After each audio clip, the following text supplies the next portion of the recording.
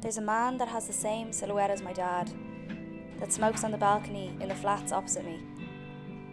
I haven't been riding at consecutive times every morning, so sometimes I don't see him, assuming he smokes on a schedule, which I'm sure I'll learn quite soon. I obviously don't know this man, but I fabricated an entire persona for him. Obviously because I miss my dad, being the transparent cliché that I am. I'm not sure what age he is. For all I know, he could be 30. But for the sake of congruency, he's 60 in my head. A sweet, tender man. I know that makes him sound like a piece of meat. Just like my dad, who's passive and distant. Also just like my dad. My poor dad. The fucker hasn't a chance to breathe with the amount of kids he has. I've never really had a close emotional relationship with him. Well, not to the extent where I'd like it to be. For example, I'd feel embarrassed texting him I miss you, even though I do so much. Since I was a tot, he always encouraged me and believed I could achieve anything I set my mind to. He didn't even have to say anything. I could just tell by the way he looked at me. The pristine image my dad had of me was soon tarnished with the inevitable wrath of puberty. I grew bratty and ungrateful. This look he gave me, that last glimmer of, "I'm proud of you, honey," was completely abolished after the third time I dropped out of college.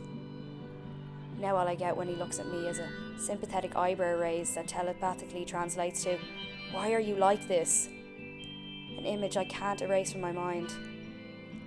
If I think about it too much, I'll start crying.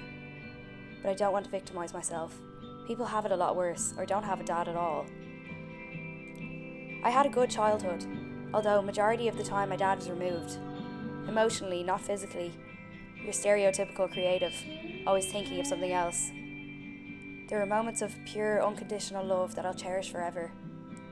When my mum was the breadwinner, my dad was home, writing a book at the time. He would get me ready for school every morning. He brushed my hair so gently, each stroke made me feel like I was a porcelain doll. An act that proved his soft, feminine side, which is something I always admired in him, and why my standards for men are so high. My mum didn't appreciate it as much. She used to refer to him as Gaylord. They're divorced now.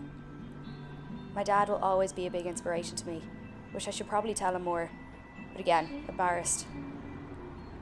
The next time I come home to sit around the dinner table, and my dad feigns interest in my career, my job isn't necessarily something his generation can relate to, so I've robbed him of bragging to his friends whose children's are doctors, astrophysicians, or whatever the fuck.